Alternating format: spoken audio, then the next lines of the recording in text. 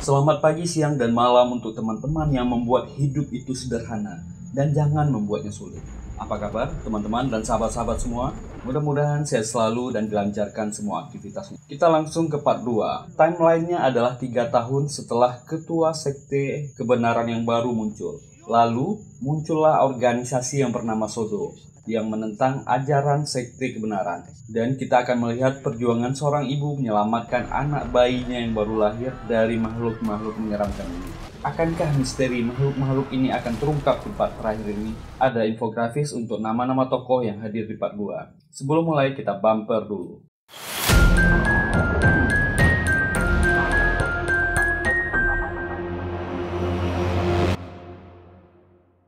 3 tahun setelah demonstrasi Pak Jungja dan menghilangnya Jun Jingso yang katanya menyepi dan keliling dunia, itu yang diberitakan sekte kebenaran. Kita yang udah nonton tahu faktanya seperti apa. Sekte kebenaran berkembang pesat dan menjadi organisasi keagamaan yang paling berpengaruh di Korea. Siaran TV menayangkan Pak Jungja tak mengakui dosanya hingga hidupnya berakhir. Markas pusat sekte kebenaran, mereka mendirikan museum dan galeri untuk memperingati para pendosa yang dihukum malaikat neraka. Masyarakat pun ramai yang berkunjung ke sana. Para anggota pun menjelaskan tentang barang-barang yang ada di sana kepada masyarakat. Dan banyak para pendosa yang menerima titah memilih untuk bundir sebelum hari penghakiman datang. Tapi footage video memperlihatkan arwahnya dihidupkan kembali di rumah duka dan malaikat neraka menghukumnya di sana. Banyak masyarakat yang mulai memilih untuk mengakui dosanya masing-masing dan menyiarkannya secara luas. Seperti anak ini yang membuka dosa ayahnya korupsi di kantor, suka mabuk-mabukan, dan dipergoki suka nonton bokep oleh ibu. Mereka menangis mengakui dosanya. Kim Jong-chil sudah menjadi pemimpin sekte kebenaran dan orang ini sangat dihormati dan menyampaikan propaganda masyarakat tak boleh menyembunyikan dosa-dosanya jika ingin selamat dan hidup bijaksana ke depannya. Ini Dae Kon Yuji, petinggi sekte kebenaran yang sedang melakukan protes setelah produksi iklan sekte kebenaran dibuat. Mereka merasa tayangan ini tak cocok dan terlalu mengasihani si pendosa. Produser ini Bae Yong-jae dan menyela, jika terlalu banyak revisi, buat saja stasiun TV-mu sendiri. Tentu saja ini memicu perselisihan. Orang-orang sekte kebenaran yang menganggap mereka terhormat dan penting memarahi Yong-jae. Yong-jae pun tak mau kalah dan mengatakan dia memang tak suka sekte kebenaran. Dae Kon Yuji mengatakan kejahatan menurun sejak sekte kebenaran didirikan. Yong-jae membalas bahwa mereka lupa Arrowhead yang juga suka berbuat jahat, tapi orang-orang takut melaporkannya. Sekte kebenaran hanya mau membuat dunia lebih baik dengan menakut-nakuti masyarakat. Kang Jun-won, teman produsernya, mencoba menghentikan Yong-jae berdebat. Dia terlihat pucat dan takut. Direktur TV menengahi bahwa mereka akan merevisi videonya sesuai dengan keinginan sekte kebenaran. Orang-orang sekte kebenaran berlalu dengan kesal. Yong-jae menelpon istrinya. Mereka baru saja dikaruniai anak pertama, dan Yong-jae meminta maaf karena kesibukannya dia tak bisa ke rumah sakit hari ini. Karena kondisi anaknya yang lahir prematur, Song So-hyun berjanji akan membuat video anaknya dan mengirimkannya untuknya. Yong-jae menemui editor dan meminta tolong untuk revisi lagi. Mereka berdua kesal karena sekte kebenaran ini merasa sangat istimewa. Editornya setuju, tapi dia meminta naskah wawancara yang dipegang oleh Jun-won. Yong-jae mencari Jun-won ke mejanya dan melihat kartu nama aneh di sana. Dan tiba-tiba temannya muncul. Jun-won yang terlihat sangat pucat meminta izin ada acara dengan istrinya dan pergi dari stasiun TV. So-hyun menyelinap ke ruang perawatan anaknya, ingin membuat video anaknya. Saat itulah dia melihat wajah yang menyeramkan muncul dan berkata, anaknya akan meninggal 3 hari lagi jam setengah 10 malam. Inilah Hellbound part terakhir. Yong-jae yang sedang dalam perjalanan ke rumah sakit ditelepon istrinya Jung-won. Dia tidak pulang selama 2 hari dan dia didatangi rentenir karena kecanduan berjudi. Yong-jae ingat ada alamat pemancingan di kartu nama aneh di kantor tadi. Yong-jae memutuskan mencari temannya di sana. Sementara So-hyun sibuk membaca informasi tentang sekte kebenaran. Dia sangat ketakutan. Masa iya bayi yang baru lahir sudah berdosa? Dia menangis ketakutan. Yong-jae dalam perjalanan menuju alamat pemancingan. Dia dihentikan sebuah mobil. Ternyata para anggota Arrowhead yang menduga dia berselingkuh dan mencari wanita ke tempat sepi. Setelah beralasan, dia akan merekam gambar di pagi hari untuk stasiun TV-nya. Akhirnya orang-orang ini pergi. Yong-jae sangat muak karena kelompok Arrowhead sering ada di mana-mana dan menghakimi orang-orang. Yongjae sampai di tempat pemancingan dan melihat mobil Junwon. Setelah tak menemukannya di mobil, dia berusaha mencari sekitar tempat itu. Nomornya pun tidak aktif. Akhirnya dia melihat temannya yang sedang berada di tepi danau. Yongjae mendekat, tapi Junwon malah ketakutan dan melompat ke danau. Yongjae berusaha menenangkannya dan mencari tahu apa yang terjadi dengan temannya. Dia mengajak temannya untuk segera pulang. Istrinya menunggu. Dia menangis memberitahu dia mendapat titah dia akan ke neraka pada malam ini, seminggu yang lalu. Junwon memohon agar Yongjae menutup mulutnya. Tidak akan ada yang tahu dia masuk neraka. Jadi sepertinya saat itu ada sebagian masyarakat yang malu karena ada keluarganya yang pendosa dan dijemput malaikat neraka. Dan biasanya sekte kebenaran dan Arrowhead mengganggu keluarganya untuk mengakui dosa orang yang meninggal. Junwon menangis memohon agar Yongjae menutup mulutnya. Yongjae pun kebingungan. Dia cuma berpesan ada organisasi bernama Sodo yang akan mengurusnya dan membuat dia menghilang tanpa jejak. Dia menyuruh Yongjae yang kebingungan segera pergi. Suara gemuruh terdengar dan 3 makhluk ini muncul menarik Junwon.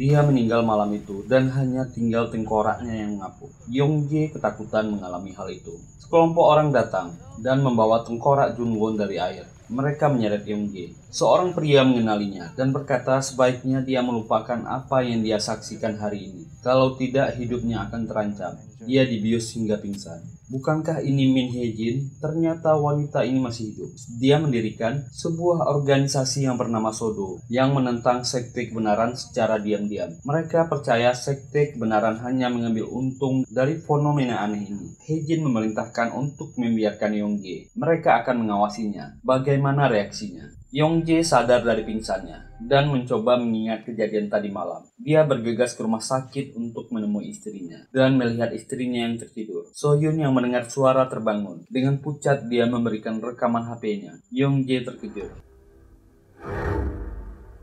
Dan pagi itu, rombongan polisi mencari jejak Kang Junwon. Ternyata itu diperintahkan oleh Deacon Yunji karena dia curiga banyak orang sekarang yang bersembunyi setelah mereka mendapat titah dan merasa malu meninggalkan keluarganya sebagai orang yang berdosa. Polisi tak menemukan apa-apa di sana. Sebelum beranjak pergi, Yunji melihat ada kartu nama yang mencurigakan dan memotretnya. Sohyun menangis sedih, merasa salah. Apakah bayi yang baru lahir adalah pendosa atau dia yang penuh dosa? Mereka berdua bingung. Yongjae menenangkannya dan berusaha akan mencari tahu. Yongjae yang kebingungan mengingat percakapannya dengan Junwon. Sebelum meninggal, orang-orang Sodo akan memecahkan masalahnya. Dia berusaha mencari tahu apa itu Sodo, tapi tak menemukan informasi yang valid. Direktur Sam menemuinya dan mengatakan rumor Kang Junwon terjerat hutang dan melarikan diri ke luar negeri. Yongjae kembali teringat orang-orang Sodo yang ditemuinya malam itu. Orang-orang sekte kebenaran memang memanfaatkan dan mencari orang-orang yang menerima titah untuk berdemonstrasi. Tujuan sekte kebenaran ialah mengukuhkan dan menanamkan ketakutan di hati orang-orang yang menyaksikan demonstrasi di tempat mereka, mungkin agar mereka lebih berkuasa. Yongjae teringat TV pernah menyiarkan orang Sodo yang ditemuinya malam itu. Pria yang bernama Hyungjun adalah profesor di sebuah universitas dan dia adalah pengamat tentang orang-orang hilang.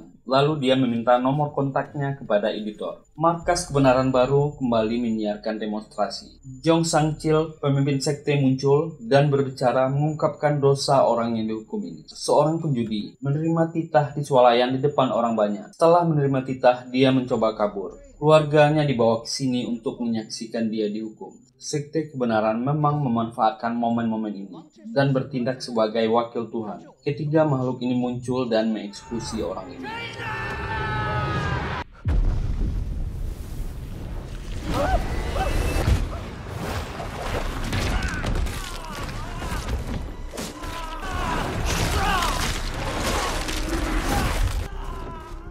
부장님, 조심할게요. Sempat-sempatnya Jongchil berbisik kepada anggotanya, bagaimana rating siaran kali ini, sungguh gelap. Setelah selesai, dia berteriak-teriak dan mengutuk orang yang meninggal ini. Yongjae menemui pria ini, dan dia langsung disergap beberapa orang. Prof. Hyungjun berkata, bukankah dia sudah berpesan agar Yongjae melupakan kejadian malam itu? Sementara, para petinggi sekte kebenaran menonton video pengakuan orang yang dihukum tadi. Dia menerima telepon, dia akan dibantu menghilang tanpa jejak sebelum ditemukan sekte kebenaran. Dan Jongchil akhirnya tahu dari video, wanita ini bernama Min Hye-jin. Mencoba menghubunginya dan akan membantunya, tapi ternyata dia terlebih dahulu ditemukan sekte kebenaran. Jongchil akhirnya tahu Min Hye-jin masih hidup setelah peristiwa 3 tahun yang lalu. Profesor Hyungjun menjelaskan, sekte kebenaran mengatakan hanya orang yang berdosa yang dihukum malaikat neraka. Tapi itu adalah bohong. Itu hanyalah fenomena supranatural yang tak bisa dijelaskan. Sodo didirikan untuk mencegah sekte kebenaran mendapat keinginan mereka dan berkuasa, dan melindungi keluarga yang ditinggalkannya agar tak dicap negatif. Mereka memanfaatkan video viral dan orang yang menerima titah. Sodo mencari info, orang-orang yang membuka situs sekte kebenaran baru, dan berulang kali mencari kata kunci tertentu. Mereka memanfaatkan kelemahan situs sekte kebenaran dan menghubungi orang itu. Anggota Sodo ada di mana saja, dari berbagai macam profesi. Mereka terdiri dari orang yang tak percaya sekte kebenaran, keluarga korban yang ditinggalkan, dan orang yang punya dendam dengan kelompok Arrowhead. Setelah mendengar itu, Yongjae memutuskan untuk memperlihatkan video anaknya yang menerima titah. Tidak mungkin bayi yang baru lahir berdosa. Para anggota Sodo terkejut. Jongchil memerintahkan semua anggotanya untuk menangkap semua anggota organisasi Sodo, karena mereka melawan kehendak Tuhan. Lakukan segala cara untuk menangkap orang-orang ini. Jongchil seakan-akan berpura-pura menjadi wali dan memberi restu dengan kekuatannya kepada Diaken Yunji untuk menangkap orang-orang ini.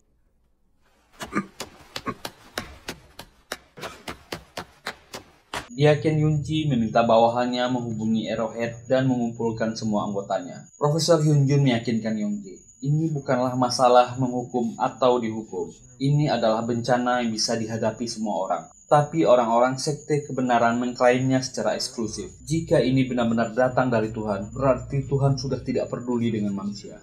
Yongjae sampai di suatu tempat dan menemui Hye-jin. Dan dia mendengar situasi yang Yongjae alami. Hye-jin mengatakan jika sekte kebenaran tahu akan hal ini, mereka akan menyembunyikannya. Karena itu tak menguntungkan mereka. Banyak cara yang bisa mereka lakukan untuk menyembunyikan fakta ini. Saat itulah Yongjae tahu pemimpin Jinso tidak keliling dunia atau mengasingkan diri. Dia tahu dari Hye-jin, Jinso dibunuh oleh makhluk-makhluk ini juga. Dia menerima berita kematiannya 20 tahun yang lalu dan menjadi gila, lalu mendirikan sekte kebenaran agar semua orang ketakutan dan patuh. Tapi setelah dia meninggal, itu dimanfaatkan oleh ketua sekte yang baru dan merubahnya lebih berkuasa dan arogan. Hye-jin ingin menyiarkan siaran langsung kematian anaknya agar dunia tahu kebenarannya tentang makhluk-makhluk ini. Semua fakta yang diputarbalikkan sekte kebenaran. Yongjae marah dan tidak terima. Dia hanya ingin keluarganya selamat. Sodo tidak berbeda dengan sekte kebenaran. Dia pergi dengan marah. Hye-jin masih berusaha. Dia akan menyamarkan kematian anaknya. Dan Sodo akan membantunya membuat film dokumenter untuk membuka kedok sekte kebenaran. Silahkan berpikir untuk mengambil keputusan. Orang-orang Arrowhead mengancam dan menghajar pria ini untuk membuka mulut tentang Sodo. Bahkan mereka mengancam akan membunuh istrinya. Dan dia terpaksa membuka mulutnya. Lalu mereka mengetahui keterlibatan Profesor Hyungjun dan segera bergerak. Hyungjun menceritakan masa lalu Hye-jin kepada Yongjae yang hampir meninggal gara-gara Arrowhead. Tapi dia berhasil bertahan hidup dan mempunyai misi untuk membalas dendam kepada orang-orang yang memanfaatkan situasi aneh ini. Dia merasa bersalah karena gagal melihat rencana Jinso. Dia ingin menebus kesalahannya kepada dunia. Prof. Hyungjun menceritakan putrinya juga menerima titah. Dia melihat wajah itu ketika mereka berkendara. Dia akan mati dalam waktu 30 detik. Itu waktu yang sangat singkat. Makhluk itu datang dan menghabisi putri Hyungjun.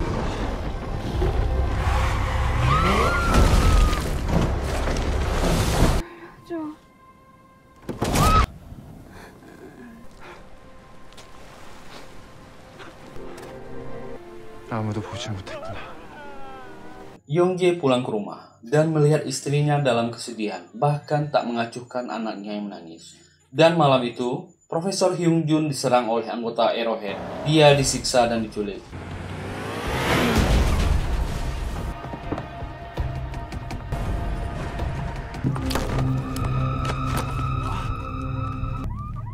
Kembali ke Yongjae, dia menceritakan kepada istrinya. Dia bertemu dengan orang-orang yang ingin menyiarkan demonstrasi anaknya meninggal. Karena dia sama sekali tak berdosa dan membuktikan sekte kebenaran berbohong. Jika dia tak mau, mereka bisa menyamarkan kematian anaknya. Mereka harus membuat pilihan. Prof. Hyungjun tertangkap dan dikelilingi orang-orang Arrowhead. Ternyata bukan hanya dia yang tertangkap. Seorang anggota lainnya juga tertangkap. Mereka akan memeriksa sistem navigasi mobilnya, di mana saja dia pernah berada. Jung Hyun dibakar hidup-hidup oleh anggota Arrowhead.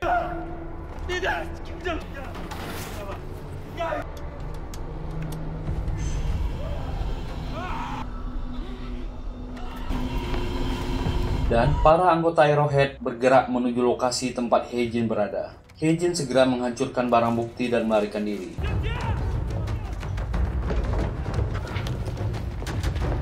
Kediamannya sudah kosong. Mereka melihat Hae-jin yang melarikan diri dan mengejarnya. Hae-jin yang hampir tertangkap melawan dan bertarung dengan orang-orang ini.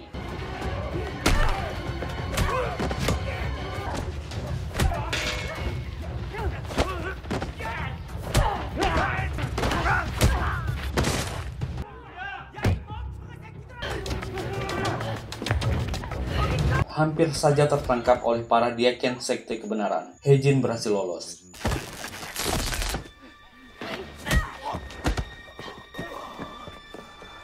Tengkorak Hyungjun dan anggota Sodo digantung di atas kampus tempat dia mengajar, dengan tanda Arrowhead di bawahnya. Yongjae dan istrinya semakin bingung tentang apa keputusan yang akan mereka buat. Yongjae melihat berita tentang meninggalnya Profesor Hyungjun, dan Arrowhead memuat video pernyataan di internet tentang organisasi yang bernama Sodo yang dibuat Profesor Hyungjun untuk menyembunyikan pendosa yang menerima titah Tuhan. Arrowhead mengklaim bahwa mereka yang menghakimi Profesor Hyungjun, dan mereka membuka identitas Min Hae-jin sebagai ketua Sodo dan menyebarkan fotonya. Hae-jin menelpon Yongjae dan menanyakan keputusannya. Yongjae menjawab mereka belum memutuskannya dan mengatakan istrinya bersama anaknya di rumah. Hae-jin menyuruh dia segera pulang. Kenapa dia bisa meninggalkan istri dan anaknya? Bisa-bisa istrinya salah mengambil keputusan. Dia memberitahu Arrowhead menyerangnya semalam dan diaken kebenaran baru juga ada di sana. Jika sekte tahu anaknya menerima titah, istrinya dan anaknya dalam bahaya. Seperti yang diduga, Soyun malah membawa anaknya ke markas sekte kebenaran baru. Yongjae berusaha menelpon istrinya. Sayang Soyun sudah berada di markas sekte kebenaran.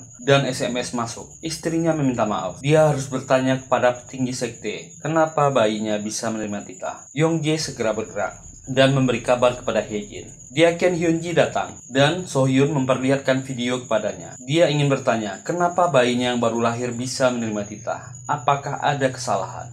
Hyunji pun kebingungan dengan kejadian yang baru pertama kali terjadi ini. Dia meminta izin akan mendiskusikan ini secara internal. Dia keluar dari sana dan menyuruh anggotanya agar wanita yang di ruangan 4 tidak keluar dari ruangan dan panggil salah satu petinggi untuk menjaganya. Yongjae menelpon istrinya, tapi Sohyun tidak mau mengangkatnya. Rapat komite langsung diadakan dan menyaksikan video itu. Semua petinggi langsung kebingungan. Mereka tidak bisa membiarkan video ini tersebar luas. Jika masyarakat tahu, mereka akan meragukan ajaran sekte kebenaran. Ketua Jongchil memerintahkan untuk menginterogasi si ibu dan menanyakan siapa saja yang tahu tentang video ini dan membawanya ke markas. Yongjae sampai di markas sekte kebenaran dan mendm istrinya tentang bahaya yang dihadapinya, lalu memintanya pergi dari sana. Para petinggi dan anggota sekte datang ke kamar Sohyun yang sedang menunggu, dan Yongjae bersama Hae-jin bertemu. Dengan beberapa orang anggota Sodo, mereka berniat harus mengeluarkan Sohyun dari markas sekte. Sohyun mulai ketakutan. Para anggota sekte kebenaran datang dan memintanya ikut. Seorang wanita parubaya meminta bayinya. Dia akan menjaganya. Mereka merebut bayi Sohyun. Para reporter dari berbagai media datang. Mereka meminta sekte kebenaran memberikan info karena Arrowhead mengeksekusi Profesor Hyungjun dan menghubungkannya dengan mereka.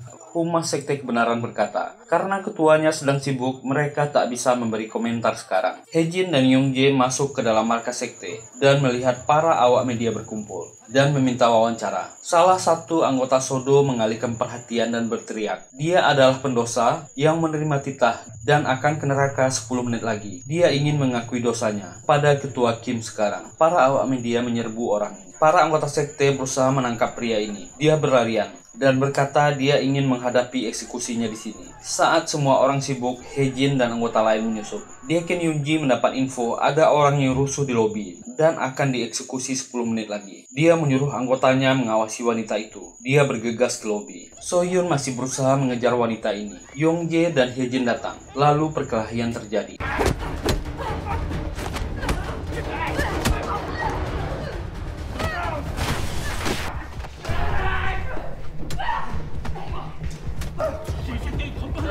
Wanita ini berusaha melarikan bayi Sohyun. Yongjae berusaha mengejarnya dan membantu Sohyun merebut bayinya. Bayi berhasil direbut.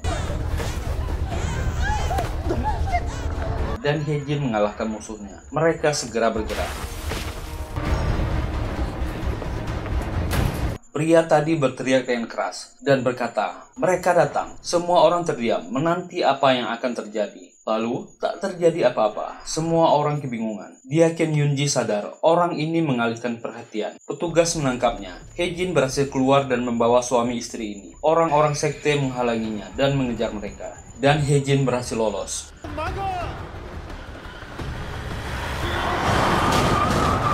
Mereka mulai melakukan perjalanan dan bertukar mobil untuk mengaburkan pelarian. Dan Deacon Hyunji menjadi sasaran kemarahan ketua Jongchil. Dia dihajar dan dipukuli. Dia tak bisa membayangkan jika video itu bocor dan demonstrasinya besok. Lalu bagaimana reaksi masyarakat jika mengetahuinya dan mengetahui ini tak sesuai dengan yang dikatakan sekte kebenaran? Dunia akan berakhir, teriaknya. Bagi saya, sekte kebenaran akan berakhir. Dia meminta Deacon Hyunji membawa seluruh anggota inti dan menghubungi Arrowhead. Mereka harus mencegahnya. Hejin membawa pasangan suami istri ini ke suatu tempat. Ada seseorang yang menerima titah dan sedang menunggu hari eksekusinya. Sebelum mereka bergerak ke tempat lain, mereka akan menunggu di sini. Pria ini bernama Lee Dong-wook. Dia mempersilahkan tamunya masuk. Hyujin kembali mengatakan, mereka tak punya waktu lagi. Yongjae dan Sohyun harus membuat keputusan. Pengorbanan anaknya sangat berarti untuk semua korban sekte kebenaran. Dia meminta maaf, berat untuk mengatakannya. Jika dibiarkan, sekte kebenaran akan membahayakan mereka bertiga dan membunuh tanpa ragu untuk menghilangkan bukti. Dong-wook mengatakan, bagaimana mungkin bayi baru lahir memiliki dosa? Dulu dia adalah pengikut sekte kebenaran. Sejak dia menerima titah, dia mulai ragu. Sohyun berkata, dia tak punya pilihan sekarang. Hejin akan membuat streaming video. Dong-wook menyarankan supaya menggunakan salurannya. Dia cukup terkenal. Setelah menerima titah, dia berhenti melakukan streaming. Tak banyak yang tahu. Dulunya pria ini adalah ketua Arrowhead. Dia yang membentuk kelompok radikal yang mendukung sekte kebenaran. Dan Hejin melakukan siaran langsung memperkenalkan dirinya dan memperlihatkan bukti video bayi Sohyun yang menerima titah. Itu pasti membuat netizen bingung. Apa dosa yang dilakukan bayi yang baru lahir sampai harus menerima hukuman Tuhan? Anak ini akan menerima eksekusi besok jam 9.30 malam. Mereka akan menyiarkan demonstrasi bayi tak berdosa ini secara langsung. Dan masyarakat bisa menafsirkan sendiri bahwa sekte kebenaran telah menipu orang-orang dan menyebut tragedi ini hukuman Tuhan. Semua petinggi sekte kebenaran yang melihat siaran langsung pusing. Mereka langsung berpikir untuk merubah ajarannya bahwa manusia yang baru lahir bisa saja sebagai pendosa. Padahal orang-orang bangsat inilah yang memanfaatkan situasi. Terjadi kontra antara sesama mereka dan mereka saling bertengkar sendiri, saling menyalahkan.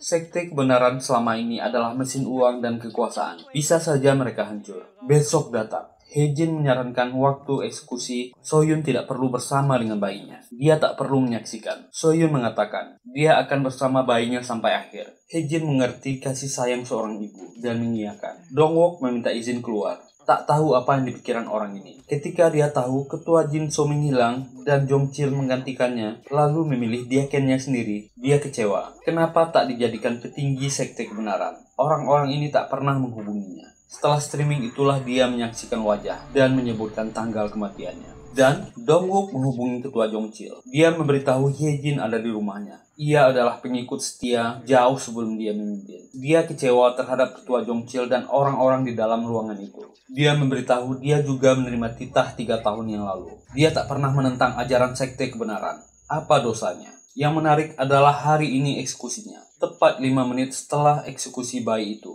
Dia menanyakan apakah artinya. Jongchil berusaha membujuknya bahwa dia adalah penyelamat. Mungkin Tuhan bisa saja salah dan berusaha memperbaikinya. Sakit nih orang-orang sekte kebenaran. Dia adalah orang yang terpilih untuk menutupi kesalahan Tuhan. Orang sakit ini langsung bahagia mendengarnya. Emosi Mimin. Jongchil meminta di mana lokasinya. Sekte akan membantu untuk melakukan pekerjaan Tuhan. Dongwook langsung marah. Tuhan menitipkan misi ini untuknya. Dia tak akan membiarkan para petinggi sekte mencuri kemuliaannya. Nanti dia akan memberi petunjuk. Sisanya lakukan sendiri. Telepon ditutup. Dongwook pulang dengan bahagia dan membuang HP-nya sebagai petunjuk. Jongchil marah dan Yoongi menyarankan mereka bisa memeriksa lokasi terakhir HP-nya. Dari mana dia melakukan panggilan. Mereka akan mengerahkan anggota inti dan bantuan Arrowhead. Lalu meminta bantuan polisi untuk menemukan pendosa yang kabur. Mereka semua bergerak, kecuali ketua. Cari aman sendiri nih orang. Malam pun tiba, waktu eksekusi semakin dekat. Kedua orang tua ini memenangi bayinya. Lokasi terakhir panggilan ditemukan. Semua anggota sekte bergerak. Dan anggota Sodo pun segera datang untuk membantu menyiapkan eksekusi ini. Dan mereka diserang oleh Dongwook.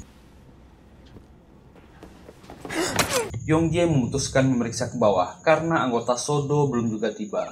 Anggota kepolisian dan sekte kebenaran sampai. Mereka menutupi area di sekitar itu.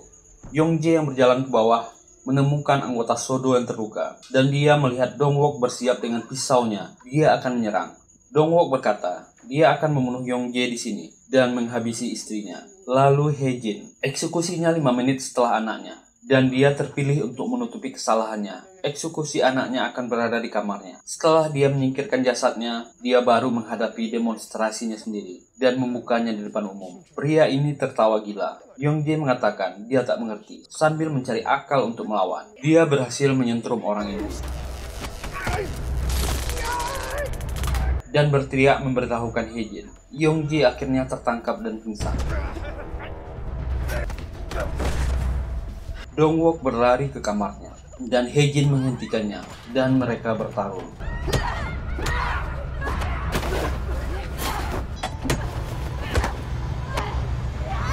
Sementara Sohyun melarikan diri ke bawah, karena waktu eksekusi yang semakin dekat. Para penghuni apartemen kumuh itu keluar mendengar keributan, dan dengan menangis Sohyun berkata, ada sesuatu yang ingin dia tunjukkan. Anaknya akan segera menghadapi eksekusi. Mohon tetap di sini dan menyaksikan. Para penghuni mulai merekam dan saling berkata bagaimana ini bisa terjadi. Para anggota sekte yang sedang mencari melihat video live dari netizen dan segera bergerak. Sohyun menangis melihat bayinya dan berkata, ibu akan menemanimu sampai akhir. Sementara Haejin yang terdesak berkelahi dengan Dongwook dan berhasil membalikkan situasi. Dia bergerak ke bawah dan melihat para penghuni apartemen mulai merekam. Bunyi gemuruh terdengar. Makhluk-makhluk ini akan segera keluar.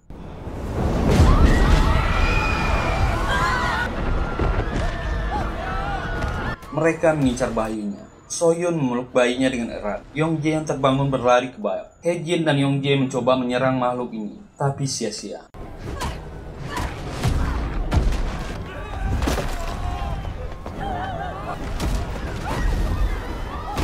Sohyun terpojok dan berlari. Dia tak mau menyerahkan bayinya. Mereka akan bersama sampai akhir. Yongjae memeluk istrinya. Mereka akan menghadapi ini berdua sampai akhir hayatnya. Makhluk ini mengeluarkan sinar dari tangannya.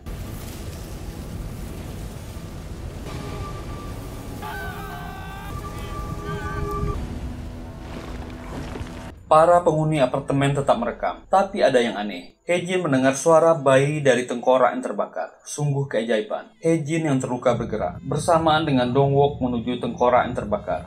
Pria gila ini terkejut melihat bayi ini masih hidup. Dia bergumam. Pesan ini terlalu rumit untuk dipahami. Dia marah ke langit, dan dia akan melakukan sesuai rencana. Dia akan membunuh bayi tak berdosa ini. Haejin menghentikannya.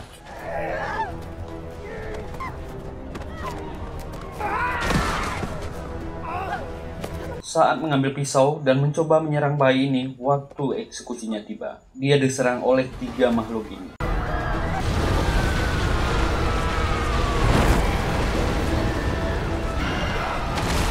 Orang gila ini terbakar menjadi abu. Heijin datang mengambil bayi ini dari dekapan kedua orang tuanya dan menggendong bayi ini lalu bergerak keluar. Para penghuni apartemen ini terharu menyaksikan peristiwa ini. Saat itulah para anggota sekte kebenaran muncul. Daeken Hyunji berteriak, "Hentikan dan tangkap dia." Dia dihalangi oleh para penduduk dan berkata, "Kalian sedang menghalangi kehendak Tuhan." Seorang kakek berteriak, "Hentikan, dasar kalian penipu." Kakek ini melanjutkan, "Kalian berbohong dengan ajaran kalian. Sekte kebenaran penipu." Daeken Hyunji marah dan memukuli kakek ini sampai pingsan.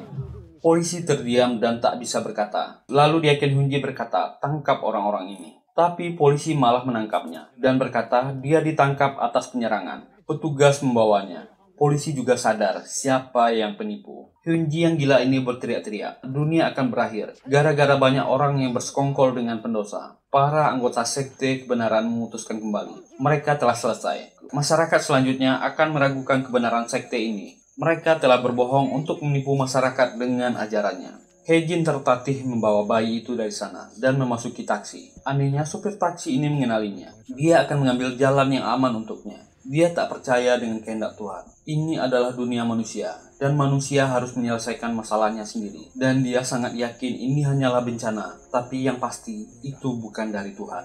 Heijin terdiam dan memeluk bayi yang baru kehilangan orang tuanya ini. Dan season 1 Hellbound berakhir. Oh, tunggu dulu, ada adegan footage yang mengejutkan. Museum Sekte Kebenaran, tempat tengkorak Pak Jungjia berada. Terjadi peristiwa aneh, gemuruh terdengar, tengkorak ini bergerak dan bergenerasi, dan Pak Jungjia hidup kembali. Apa-apaan ini? Season 1 yang penuh tanda tanya. Film thriller, horor, psikologi yang gimana ya? Agak susah untuk menilai film ini sampai season 1 berakhir. Kita belum tahu sebenarnya asal-asal makhluk ini dan siapa dalang di belakangnya. Yang pasti bukan Tuhan, ini adalah bencana. Mungkin kita akan dapat jawabannya semua ini di season 2. Pesan yang mungkin saya tangkap adalah sesama manusia tidak punya hak untuk saling menghakimi dan menilai manusia lainnya. Semoga terhibur menonton video ini. Terima kasih sudah meluangkan waktunya di channel ini. Saya ucapkan selamat bergabung bagi yang pertama kali menemukan channel ini. Silahkan tekan tombol like, subscribe, dan nyalakan loncengnya. Kita jumpa lagi di video selanjutnya. Tetap sehat, tetap bahagia. Bye.